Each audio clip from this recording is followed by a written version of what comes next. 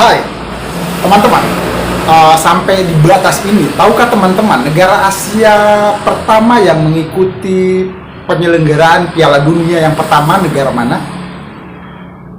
Teman-teman pasti kaget menyimak berita ini.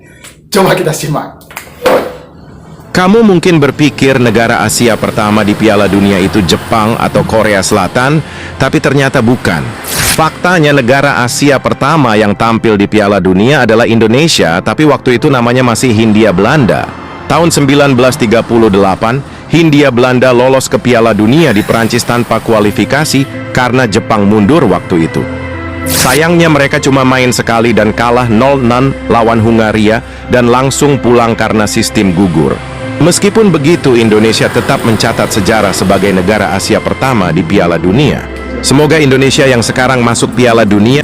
Dan tahukah juga teman-teman siapakah pesepak bola pertama yang menciptakan gol di Piala Dunia yang pertama kali penyelenggaraan Piala Dunia?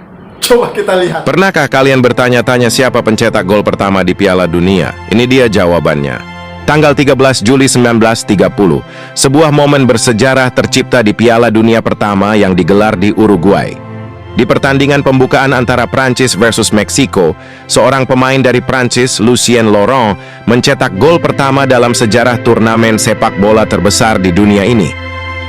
Pada menit ke-19, Laurent mencetak gol yang membuka pintu sejarah Piala Dunia. Dan tak hanya itu, Prancis pun akhirnya menang 4-1 dalam pertandingan tersebut. Gol pertama yang memulai perjalanan panjang Piala Dunia.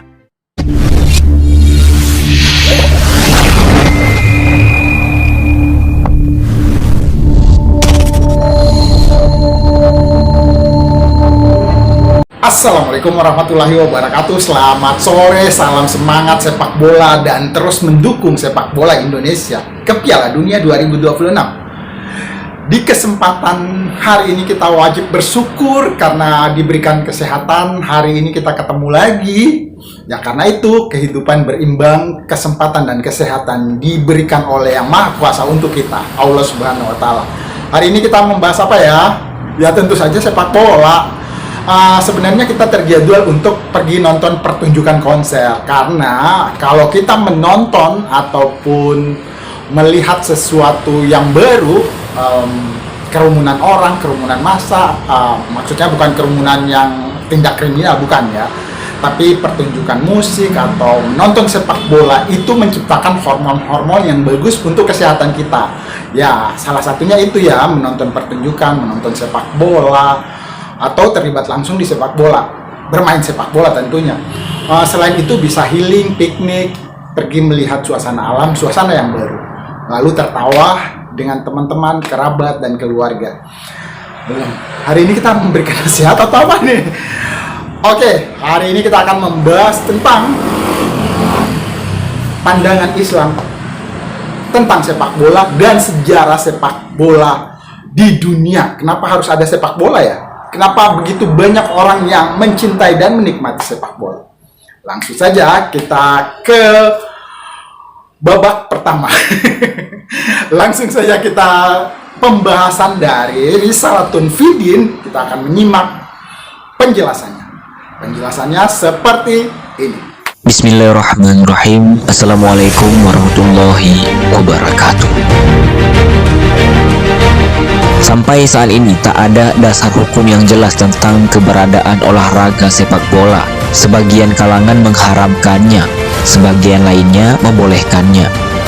Namun jika dilihat dari realitas dewasa ini, hukum pengharaman sepak bola motifnya lemah ketika kita melihat negara-negara muslim merestui warganya untuk membuat kompetisi sepak bola, baik secara domestik, regional maupun internasional. Faktanya dalam ajang Piala Dunia, sejumlah negara muslim ikut menjadi kontestan. Misalnya Piala Dunia tahun ini yang diikuti oleh salah satunya Qatar yang sekaligus juga menjadi tuan rumah gelaran Piala Dunia tahun ini, yaitu 2022. Adapun beberapa negara lainnya yaitu Tunisia, Senegal, Arab Saudi, Iran, dan yang terakhir Maroko yang saat ini sudah mengukir sejarah mereka sebagai negara Islam yang pertama kali lolos ke babak 8 besar, bahkan juga semifinal usai mengalahkan Portugal dengan skor 1-0. Dan akhirnya Maroko kalah melawan Prancis di babak semifinal. Namun begitu, umat muslim turut berbangga kepada negara Islam satu ini. Meskipun sudah jelas bahwa negara muslim tersebut bisa mengikuti kompetisi sepak bola dan masyarakatnya bisa menontonnya, masih banyak kalangan muslim berpendapat bahwa olahraga ini tidak diperbolehkan atas dasar banyak mudaratnya ketimbang manfaatnya. Bahkan disinyalir sepak bola adalah produk kaum Yahudi yang harus dihindari. Anggapan ini mengemuka karena FIFA pun akhirnya membatalkan putusannya. Ya, memang dahulu bangsa Aztec menggunakan kepala musuh mereka untuk ditendang-tendang. Sejarah ini mirip dengan sejarah keliru asal mula sepak bola pada zaman Perang Uhud. Dari penelusuran sejarah tersebut, pastinya sepak bola bukanlah dari Islam. Beredarnya isu asal-usul sepak bola bagian dari peristiwa Perang Uhud mungkin berlandaskan niat baik agar umat muslim mewaspadai dampak sepak bola. Namun sejumlah kalangan yang menilai bahwa sepak bola diharamkan itu juga sulit diterima. Kalaupun alasan pengharaman sepak bola karena telah merusak akhlak, itu pun bukan karena sepak bolanya, tapi tergantung orang-orang yang memaknai sepak bola itu. Artinya, efek sepak bola tak berbeda jauh dengan internet, Facebook, media sosial, televisi yang lahir dari revolusi industri kreasi orang-orang barat. Dan tak dipungkiri, kita pun ternyata menggunakan media tersebut. Dalam soal keimanan umat, sepak bola tidak tepat kalau dipersalahkan, apalagi disangkut pautkan dengan ideologi. Bagi manusia, sepak bola hanyalah permainan untuk kebutuhan pelengkap, bukan kebutuhan primer baik yang fisik maupun spiritual. Jadi yang perlu diluruskan adalah pemahaman kita tentang akibat-akibat dari sepak bola. Dan selengkapnya kita ke babak kedua. Lebih detail penjelasannya dari teman-teman kita dari kanal Cebol Cerita Bola membahas sejarah sepak bola.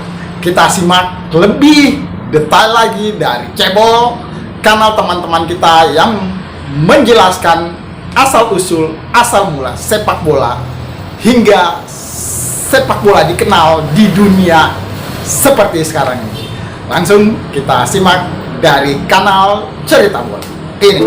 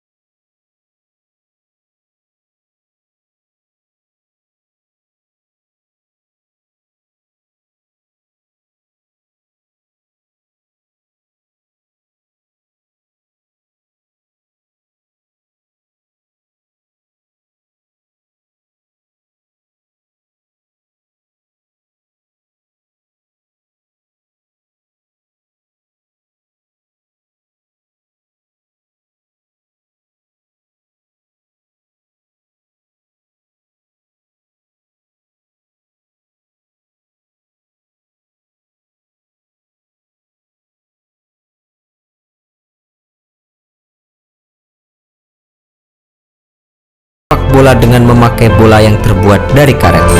Kemudian ada peristiwa yang menarik dari sejarah sepak bola kuno. Pada masa kekuasaan Raja Edward di Inggris,